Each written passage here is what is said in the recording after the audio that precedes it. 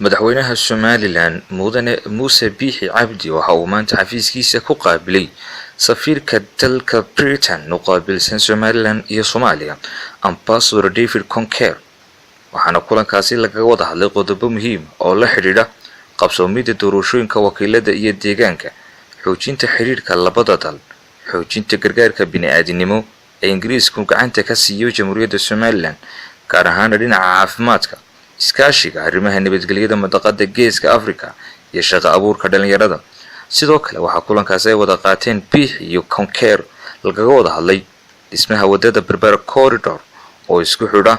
Jamhuuriyadda Somaliland iyo Ethiopia oo safiirku sheegay inuu tusaale fiican u tahay dhismaha wadadu isu socodka dhaqaale ee geeska Afrika